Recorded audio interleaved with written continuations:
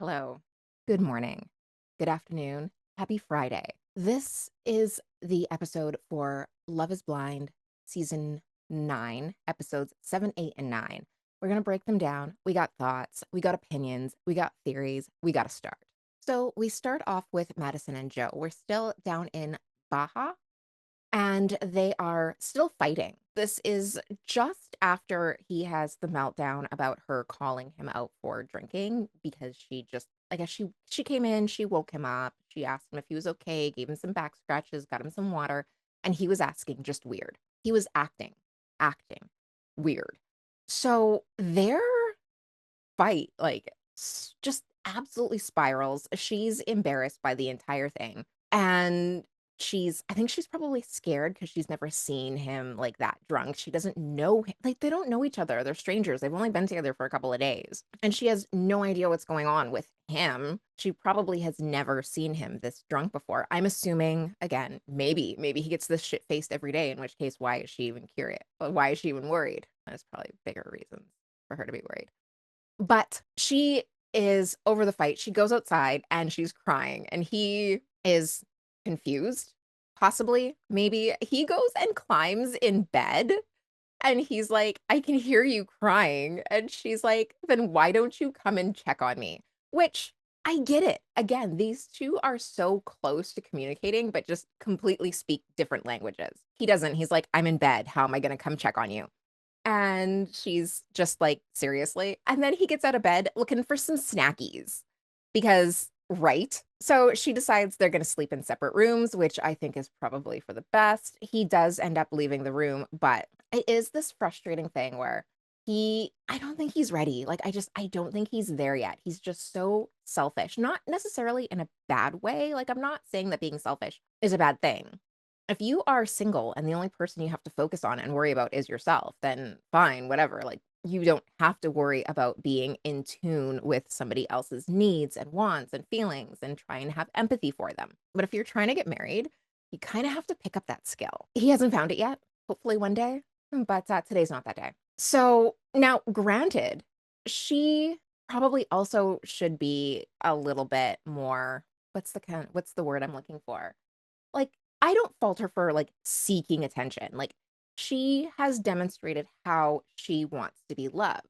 She wants to if she's sick and has to leave a party early, she would like somebody to come in and check on her and scratch her back and give her water, as she demonstrated when she did it for him. So I'm sure that's just what she expects in return. She wants him to come outside and check on her and talk to her and scratch her back and bring her some water. But he's not there. He's like, "I'm in bed. I'm gonna go back to sleep unless I have food, in which case I'm gonna have snackies." And so it's so frustrating because 'cause they're so close, and she is communicating her need, like, "Come out here and check on me." And he's just like, "Nah." We then get to go and see Allie and Madison. No, not Madison, Allie and Anton. And they are boring. Like, there's nothing ever going on with these 2. They're drinking, they're talking about going back home. They're boring. They're boring. It's like everything is manufactured between them. Do I love them? They are the couple that I dislike the least. I like them. I think that they're basically non-problematic. I have watched a couple of reviews, and some people are really hating on this couple, and I'm not entirely sure why. Most of it stems from her being like a gold digger, and I personally don't really see it. Like, I see production, like, not that she's not saying the words, but I don't necessarily think she's serious when she says these words. I don't really think that she 100% expects him to pay for everything. I don't think she 100%, like, expects all of these things. I think that she says some things out of jokes, like the $10,000 ring thing. I don't think she was serious. Like, I think would she have turned down a $10,000 ring? No. But I think she's perfectly happy with the $5,000 ring, and I think it's just that production has absolutely nothing else to go with, so they've decided just to take the stance that she's a gold digger, and that's the story that they can tell. I don't think these guys have a storyline. I don't think there's anything problematic between them. I don't think there's anything going on. Like, I think they're just incredibly boring and that production's grasping at straws. We then get to Jordan and Megan flat out tells him that he was annoying, which he was. Him and Nick are trouble together, and you cannot tell me otherwise. And yeah, he was annoying. She told him he was annoying because he was annoying. The next morning, and Edmund does apologize for his crash out the night before. KB is like, pretty much don't do it again. But their storyline is also pretty boring. Like a lot of these people's storyline is pretty boring. And I have some theories as to why. I'll get into it later. But yeah, they're boring now. Edmund unto himself, not boring. He promises to do better, and I'm pretty sure that's it. These two are going to be the new exciting couple for the next series of the storyline. I wonder, I'm checking out the rim of his glass. Is he drinking a Caesar? Oh, wait. It looks like he's drinking a Caesar. I hope it's a spicy Caesar. I love a spicy Caesar. But I also kind of was under the impression that they were a Canadian thing. I don't know. Do you guys have Caesars in the States? Anybody that is American watching this? They're talking about last night. There are some things that I noticed about the evenings, about the parties, but I'll bring it out at the end later on because it is a little bit makes a little bit more sense when you're picking it up later is when it really clicked. So yeah, they're just talking about going back home. They're talking about blending their lives. There's nothing crazy going on. This is the next morning. And so we do see Madison. She's journaling, she's talking, she's reflecting on the night before. Joey apologizes. He realizes what he did wrong. And so they kind of make up. They're going to try it again. This is a cycle for these two. This is just every single series. They get into a fight, they make up, they start over again. Then we have another get together. Madison tells the girls about her fight with Joe, and it's Allie talks about how her and Anton haven't really had a fight yet. The guys are doing their own thing, and it's funny because in this series, we get the conversation of Jordan, and he is talking about how they kind of talk about how, I guess, Megan doesn't actually live in Denver yet. She lives in LA and she's planning on selling her house in LA to move to Denver. And so that's where their new storyline starts, which is also a choice. And he basically says he can't leave because Luca has a half sister. So I am getting more and more hints, and we will go into and dissect why. I don't believe that Jordan is the primary caregiver for Luca. I think he has him on weekends, maybe a couple of days a week, but I don't think that he is the primary caretaker of Luca. And we'll go into why when we see his apartment. And so, yeah, I think that he says it's because he has a half sister, but I think it's probably really because he doesn't have full custody. He probably has joint custody or visitations with Luca. And I am not bashing him for that per se. Like, I feel like he led with, up until now, he kind of led with he is the sole caretaker. Like in the pods, we were really shown, and it was really lent into that he was a single dad doing it on its own with a sickly child. And I don't think that that is the case. I think that I think he's a co-parent. Like I think he 100% think he co-parents. But do I wish that they didn't bring in the child into the storyline? Not so much, like not so heavy. I wish that they would have backed off. I feel like the only thing keeping these two together is this child that Megan's never met and her triggers and how this child triggers her so much. But I think that that is a really bad omen for their relationship. Now we are back in the rooms with Nick and his very manicured, very, very manicured eyebrows. And Annie is on her crash out. This is the Annie storyline. This is where she starts to transform into, I was sitting here watching it. I was like, she is Isla Fisher from The Wedding Crashers. Like, she is the stage 5 clinger. Like, she is falling apart. I think that alcohol definitely played a role here. Like, it does not seem like she is fully sober. And that starts to play a theme. So now that I've clocked it here where I don't think she's sober, and I see kind of how she acts when she's not sober and how she carries herself when she's not sober, I'm assuming she's not sober. I start to clock it at other places in the show. So I think she is very much had too much to drink I don't think that Nick probably should have tried to carry on this conversation at this point. I think that it is a losing game. She is having this moment where she's like, "I don't need you. I don't need you. You serve no purpose to me, but I want you." And Nick is like, "I don't know how I'm supposed to take this. There's no good way for me to take this. I am trying so hard to like meet you in the middle here." And she is like decompensating. Next, we see them, they start moving into their homes. KB is trying to hold a conversation, and Edmund is trying to climb into cupboards. He wants to play hide and seek. I don't know. He said that he's never had a cupboard this big, and so that's what he wants to do with his life is climb into the cupboard. Allie and Anton are spying on the neighbors because what do you do when you move into a new house with a giant picture window, or an apartment, I guess, with a giant picture window? You spy on your neighbors. So that's what they're doing. I agree with them. They really should have turned off the lights first. Then we see Megan and Jordan. He's like, "This place is so nice." And she's like, "Really?" Megan gives me daddy's money. And they start talking about Luca and she's so triggered. I do not see this ending well.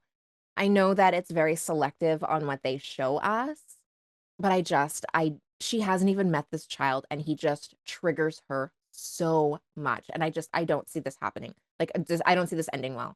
She's clearly not over her losing her father's death. She's clearly not over it. And it looks like she's almost using Luca as a substitute for her father. And that is going to be just a recipe for disaster. I really, really hope that she can figure out how to separate her feelings for her father and how she lost her father and her complex relationship with her father. I hope she figures out a way to uncouple it from Luca and his diabetes. I was talking to a friend about this whole situation, and I was thinking about the fact that like she's in her 30s, so her father has to be like 50s or 60s when he passed. And Luca being 6, like, there is literally 50 years of advancement in the diagnosis and treatment and caring for people with type 1 diabetes. It's not saying that it's not a struggle, it's not saying it's not a challenge. It is not taking away from the experience of diabetes at all, but Luca's life with diabetes is going to be night and day from her father's life and struggle with diabetes. And I don't know if you've ever experienced the aging of a parent, especially a male parent, but they get a little stubborn. And especially when you're in that boomerish age range, they're very stubborn, they're very set in their ways. And I believe that she does talk about how he was really kind of neglectful of himself and his health condition, and that he didn't take the best care of his diabetes. And this is like night and day. And so I think it's so dangerous for her to be carrying on as if this is a death sentence for this child, and that she's, got to love him intensely while she has it. Like, not everybody's got to love their child intensely while they have them, but it's not as if this child is terminal. Like, they do have a full active life ahead of them. And she is not taking that into an account. And I think that if she cannot get her triggers under wraps, and again, I'm not diagnosing her, I'm not like trying to make a psychological prediction, but if she does not get like these emotions and this like coupling of Luca to her father, if she doesn't get this under control, this is going to be a problem for Luca. This very much could really complicate like his relationship with his diabetes and his relationship with her. And I just think it's bad all around. But I also have a feeling that we're not going to have to worry about it. So Jordan's also they are talking about them meeting Luca. She's not going to be able to meet Luca for 2 weeks. Put a pin in that because I feel like that is a very, very strategic choice. She's not going to be able to meet Luca for a couple of weeks because the mom said no, or it's not his visiting time or something. I don't know. For whatever reason, Jordan doesn't get to see Luca for the next 2 weeks, and so he can't introduce Megan to Luca for the next couple of weeks. And that is upsetting to her because she feels that she probably needs to meet him sooner, which I kind of agree from her standpoint, that like if they're getting married, she needs to be able to get to know and get married to Luca. But on the other hand, I don't think she needs to meet him this quick. Like, they haven't even known each other for a month, and you wanna just like I have feelings about people coming on here with children, and not that they can't join, like, dating shows. I have feelings about people who go on these, like, marriage shows that have children because you cannot introduce a stranger to your child. Make sure that stranger is safe and sane and a good influence, because that only comes over interaction over a long period of time. And then introduce them to your child and then have them build a relationship with your child that is sufficient enough for the child to become bonded to them in a healthy way and like navigate that whole relationship and then marry the person. Like, that's not enough time for the child.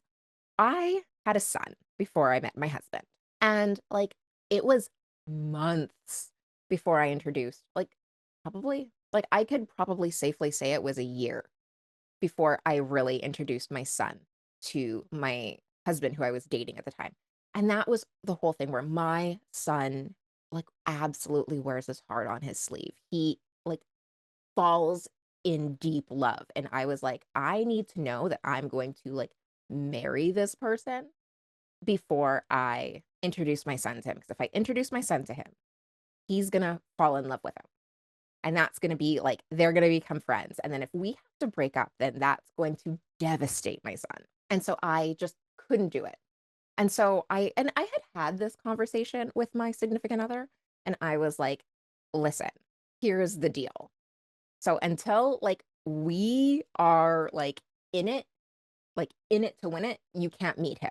And, like, that was kind of the expectation, and so eventually we were like, "Okay, yeah, it's time to meet him," and obviously, like, he met my son before we got, like, engaged or anything like that, but it was kind of one of those things that we'd already talked about, we'd already decided on, and then they got to build a relationship before things progressed again. And so I just think that skipping through all of these foundational steps is really what kind of happens when you have these like step children rivalries with step parents, is because you don't have those foundations. Doing all of that in under a month and then getting married is wild. So, and especially with a small child. And then it's equally wild to just do all of that and get married before meeting the child. So I don't know how you navigate that. And again, everybody's different. Everybody has their own children, like whatever. But I feel like it is just so fast, especially for little kids who just don't understand. So here is my theory. Theory number one. I don't think she's ever gonna meet Luca because I don't think they're getting married. I kind of feel like after I have imposed my opinions on this scenario, and again, these are my opinions. I don't know these people. I know the picture that we're being shown on on this show. I think I don't think they're getting married. I think that at this point is where I decided that Jordan's probably on here for clout. I think he wants to be some kind of fitness influencer. We'll get into that in a minute. And I think that I think last time I said he gives me like the vibes of a guy who adopts a puppy to take it to the park and pick up women. I think that that is his sob story. I think that he, is the single dad, and he leads with the single dad sob story. And that's one of his many ways of picking up women. But I think that he's on the show for clout. I have decided at this point, because I can't imagine how you get married without introducing your child to your fiance, who you've only known for a month, who is clearly triggered by everything your child represents. Now we go on to Nick and Annie, and he is going on and he is basically saying what happened the other day can never happen again. Like, can never, ever, ever, ever happen again. And she's like, she is still so Wedding Crashers, like, still so stage 5. She's gonna love him to death. We go on to Joe and Madison, who are just restarting their spiral all over again. She is saying she's excited for him to meet her parents, him to meet her parents. She's excited to meet his family. And he is like, "Aren't you worried? Aren't you scared?" And she's just like, "Of course I am." And he's like, "You're not human because you don't come off like that."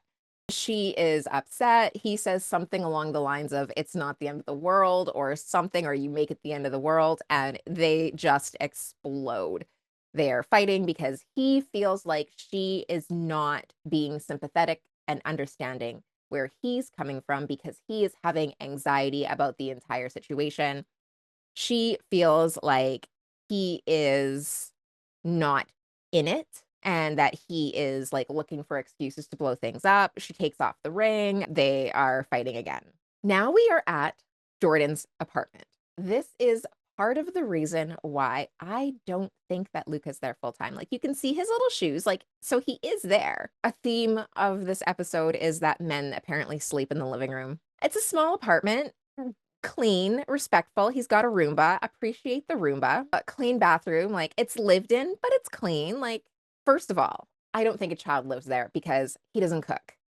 He only eats out. Like, you can't only eat out with a kid. I'm sorry. I'm sorry. You have to have at least snacks. Like, you have to have food on hand for those kids because they are going to eat you out of house and home, especially at 6 years old. Multiple pairs of the same shoes. I'm not even judging. I'm not judging because when you find a shoe that your child is willing to wear, especially if they are a particular child, then you just go with it, right? His bedroom, Luca's bedroom. And again, you look around the house, you can see shoes. Nowhere else in this house is there any sign a child was there. There's no child's towel here. Maybe the child uses a regular, like a regular, what is it? Towel, but usually kids have kid towels. Usually kids have kid stuff. Like usually there would be, like if the kid was there all the time, you'd have a bath mat because he'd be splashing all over the place. You don't really see his toothbrush. There's Jordan's toothbrush. Where's the child's toothbrush? I find it weird that there's makeup here, but whatever. That's neither here nor there. But there's no kid stuff anywhere in here. You know what I mean? Like you don't see any children's things. It's very odd. Usually there are bright colors, something that is, there's no cereal boxes. Maybe it's put away, but there's usually something like you'd see like a kid's cup or a kid's plate or something. You'd see like one of their water bottles, like there's usually, if you have a child, and I'm not saying you have to have your entire house cluttered full of kids' things, but if you have a child, no matter how hard you try, there's going to be evidence of the child somewhere in the house. And here there's no evidence of the child outside his room. So has Luca, I believe Luca's been there, but I don't believe Luca's been there for a little while because you had time to like clean up to the point where you've moved everything out. So yeah, weird, right? I don't think Luca lives there full time. I think that Luca's stuff is all in his bedroom, still nice and clean, because I know that he was probably expecting them to come back, but you would see something. You would see something. And same thing, like there's no doormat in front of the door. How, like kids make a mess. There'd be like mats in more places. There'd be like a doormat because they get muddy. I don't know, maybe it's a Canadian thing. So he does show that this little bear has a little Dexcom and a little insulin pump on it because, it's a little diabetes bear. And she immediately starts crying again because she's just so triggered. And they do have a conversation where he's saying, like, you don't need to like buy Luca things, and she's saying that her love language is gift giving and she wants to be able to give him things if she wants to. And if she is going to be a stepmother to Luca, then yeah, he cannot be that strict. He can't regulate their relationship that strictly because her and Luca are going to have to start entering like this dance and figure out their relationship on their own independent of him, which also kind of shows that he has not ever introduced Luca to anyone for real, for real. Because yeah, like you can't control two other people's relationship. Like not if you're going to get married. She's going to be around Luca. But at the same time, it's true. Like giving a 6-year-old a Lego set that's worth $100 and giving them a Lego set that's worth $5, exact same thing to them. They don't care. Like they appreciate the gift, but there's no like monetary. It's a lot of times size. Like kids think that bigger things are better, but they are not going to necessarily peg like the price of something. But he didn't mind, but he wouldn't mind if she gave him some Gucci backpacks. Him, not Luca. Him. Jordan wants the Gucci backpack. So if you're going to spoil someone, spoil Jordan. Allie and Anton are eating breakfast. They're having some steak and eggs. Looks great. She's going back to school. He's going to support them. She is saying that she kind of makes the comment, like, "Are you going to be able to support us?" He's like, "Yeah, I make good enough money. I can support us." She's like, "Can you support my Botox?" He's like, "Probably not." She's like, "Okay, well, then when we get the joint account, I think we also need independent accounts." He's like, "Why would that have to happen?" And she's like, "Because I don't want you knowing how much I spend on Botox," which I think is fair. I think that you should be able to have your joint account and be able to have your independent accounts because yeah, sometimes like you want to buy a gift or sometimes you just don't want the other person stalking how much you pay. Like sometimes you need to go out and you need to spend money and you don't necessarily want to like explain it. I get that. You should I think it's healthy to be able to also have separate accounts if both of you want them.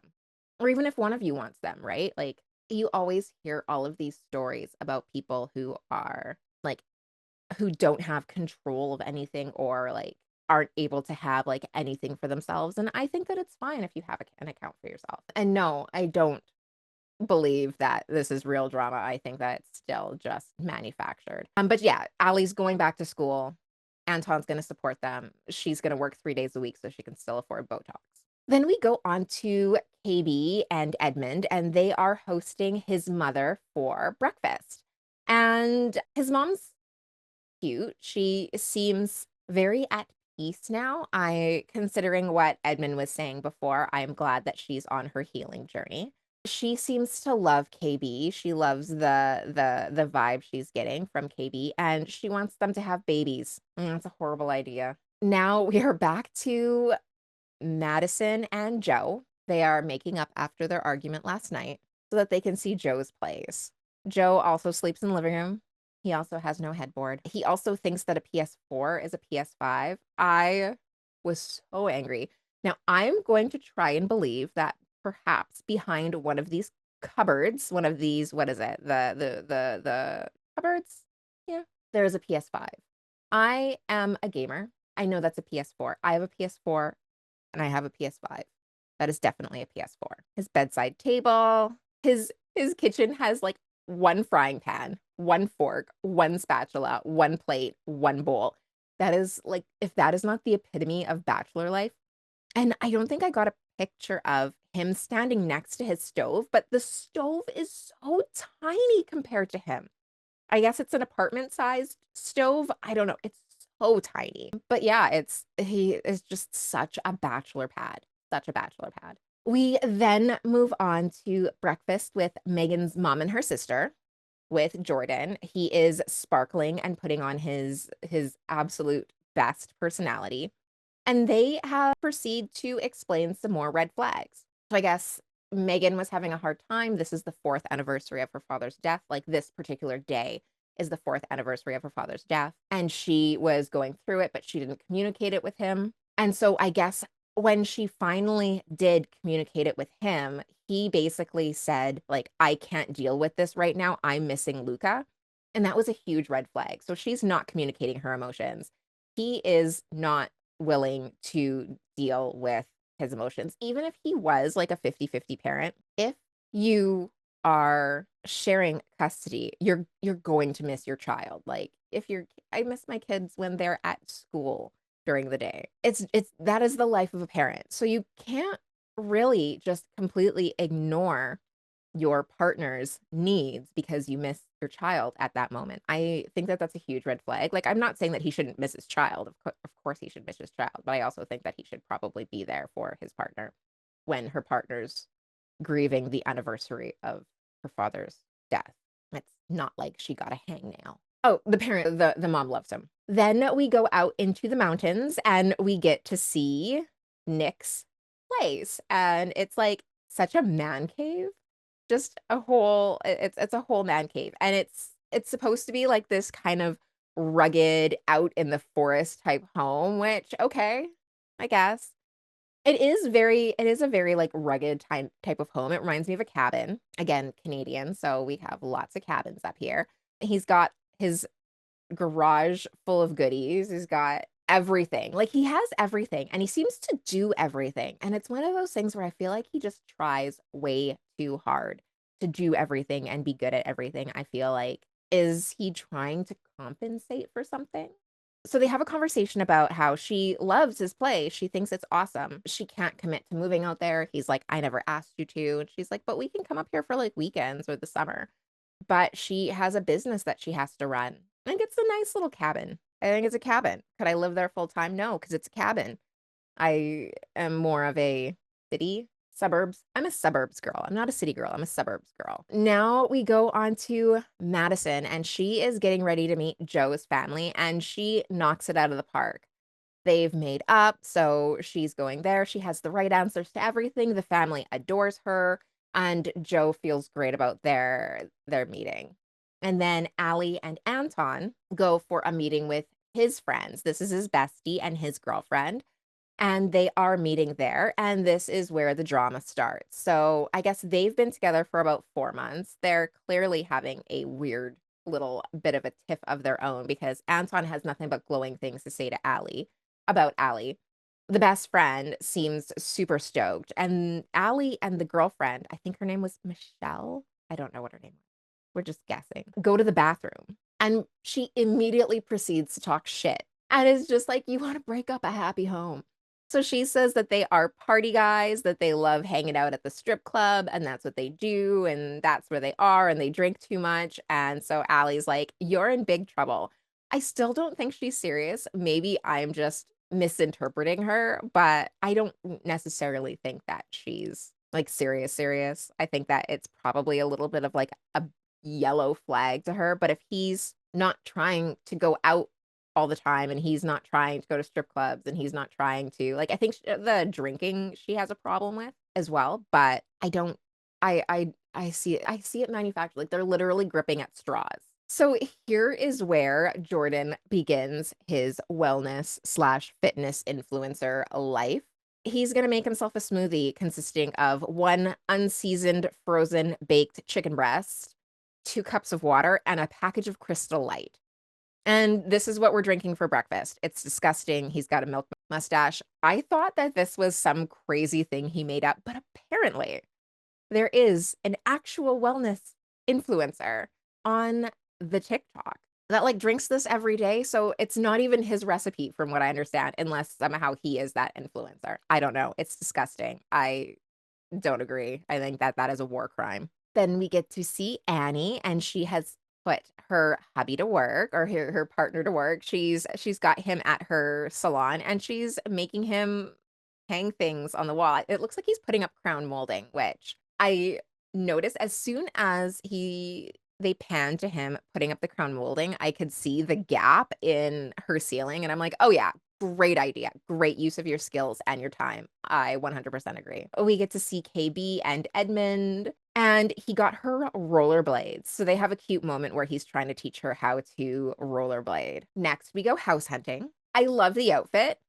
I love the vibe. Wearing these together is a choice. I know that I am not a fashion influencer. I feel like the high pony with the chucks is a little bit too casual for the dress. Like, if the dress didn't have the big poofy sleeves, I would totally get it, but she kind of gets like she gives me like the 3-year-old like headed to a tea party. And if that's her vibe, I love it. I love that for her. We find out that they are touring a $2 million home. That doesn't raise eyebrows for me because, again, I'm Canadian. The house market in Canada is an entire thing. Where I live now, you like cannot even start looking for a house for under $500,000. Like that is a starter home pretty much. Unless you were looking for a true fixer upper. But I was born and raised in Vancouver, well, North Burnaby.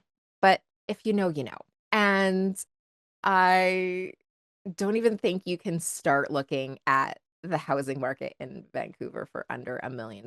Like, that is, like, literally a fixer-upper, like, you it's the housing market in Canada is, like, an entire video on its own. It's wild. So, yeah, they are looking at this house, $2 million. For $2 million, I wish you got more. I wish you got more nowadays. Like, I wish you could get a gorgeous castle. Like, I remember growing up and thinking, like, one day I'm gonna have $1 million, and I'm gonna live in this, like, huge mansion, and now you look at this $2 million home and you're just like, "That's it?" Like, it's a gorgeous home, don't get me wrong, it is beautiful, but for $2 million, I would want a yard. For $2 million, I don't want to be able to where is it? For $2 million, I don't wanna look out of my bathroom window into my neighbor's bathroom window. You know what I mean? Like, there's certain things that you want for $2 million. And being able to, like, not make eye contact while I'm sitting on the loo is one of those things. So, but it is a gorgeous house. It is a gorgeous house, but it's just those little things, you know what I mean? At this point, maybe they should just buy slightly outside of the city and they would be able to get some space. So, and Jordan here acts like he does not want her to buy this house. Well, okay, hold on. I picked up on something. He was fine with her spending her money on the house, but when she was like, "Yeah, I'll sell my house for 1.5 out in LA, and we'll get this one, and then we'll put the whole 1.5 towards it, and then we can just finance the other 500,000 between the 2 of us." And he's like, "Whoa, whoa, whoa, whoa, whoa. I was ready to marry you, but taking out a $500,000 loan is too far. I'm not ready for that level of commitment." I don't think that Jordan's planning on staying with her. I don't think so. I think that this is for clout. I don't think she's ever gonna meet Luca. But then again, I also don't think that she's selling this house because I find it weird that you live in LA. This is when the clout bells started going off for her, because you live in LA, which is arguably like the fitness capital of like America. Like, if you want to get into the health and wellness space and you already live in Los Angeles, like, you've kind of got it made. But I didn't pick up right away. But now you already have a house in LA, and now you're gonna sell your $1.5 million house in LA and come move to Denver? I think that she is also on for clout. I think that she is on for clout to boost this health and wellness business that she's trying to get into, and I don't think she's going to leave LA. I have not looked her up because I don't want the spoilers. But if I look her up and she is still in LA, then I don't believe she ever intended. There's nothing you're going to be able to say to convince me that she ever intended on leaving LA, because if you want to get into the health and wellness tech space, what? But then again, I don't know anything about Denver, but I know a little bit about LA. That is my opinion. Then Nick's parents meet Annie. Annie dazzles them.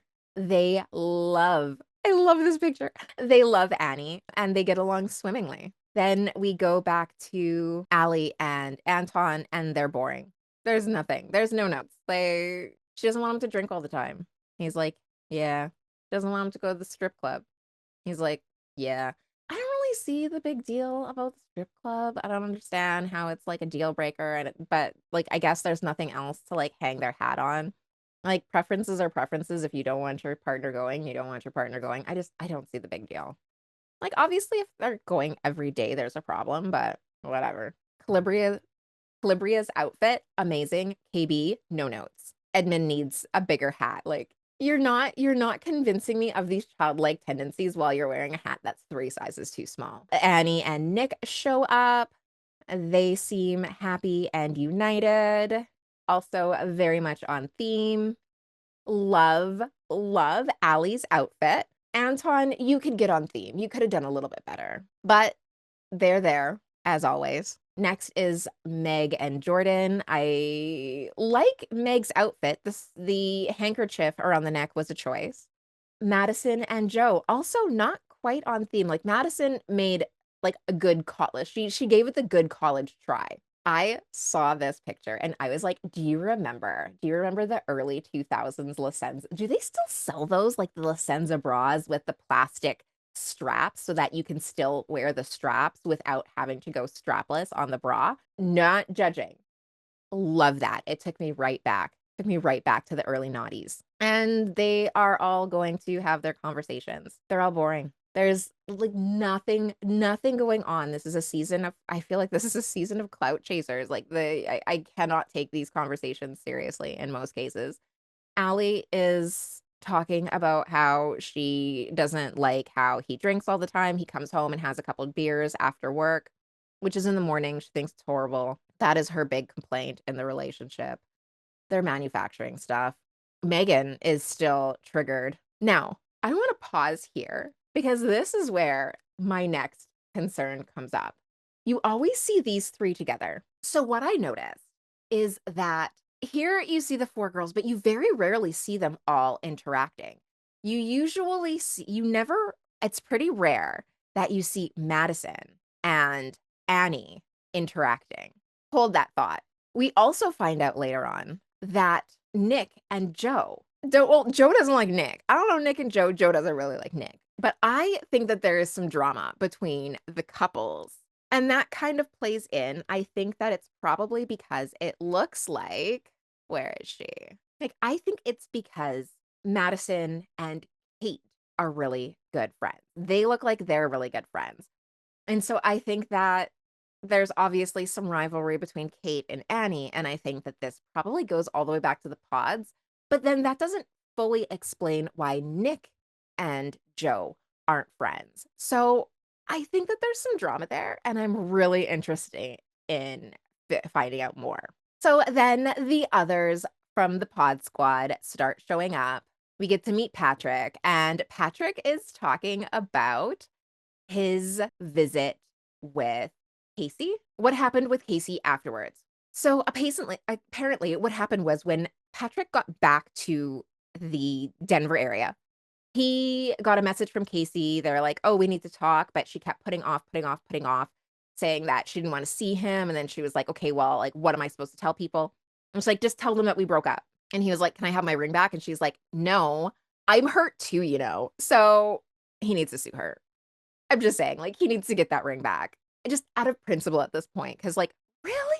I know she does not wanna come off as the villain of the season, but she's gotta do something to not come off as the villain. Because, like, at this point, she is 100% coming off as the villain. Like, crazy. Do I think that people should be, like, stalking her and, like, running her down? No. But what I do think is that people should, like, just be completely ignoring her. Like, it's so clear that she came on here for clout. It's so clear because especially after, like, she's got a boyfriend waiting at home who was fine with her coming on, who, like, was like, "Go get that bag, and I'll be waiting for you when you're done." It is so obvious that she did all of this for clout, and it is so obvious that she thought she was gonna walk away with this, like, amazing story, and she thought that she was gonna, like, gaslight production and gaslight Patrick into thinking that production's the one that's making it be about looks. And I hate it all over. I absolutely hate it all over. And I really hope that she does not get the insane big following. I hope everybody just unfollows her and ignores her and that she is just rendered to internet obscurity. We then see Kate come in and Kate is civil with Nick and they have their talk. But first, Anna comes in with another person that we didn't really get to meet. I don't think we ever got to meet her. Everybody's excited. Brennan comes in. Oh, no, that one's Mike. Megan has her conversation with Mike. He is still giving supervillain ick vibes. Patrick has his conversation with Anna. The whole time their conversation, I don't even want to give him any more attention because, like, the entire time for their conversation, his entire purpose is just to try and make her say that she regretted her choosing of Jordan. And do I think she regrets it? I hope so. I don't think it's gonna end well. So I think she should have picked Mike. I think it would have been so much more entertaining, but he's not coming off as a great person. So no, I no, no. I miss the days of Love Is Blind when people actually came on here because they wanted to find their person and not because they wanted to find an internet following. Patrick and Anna, I wish that they could communicate better.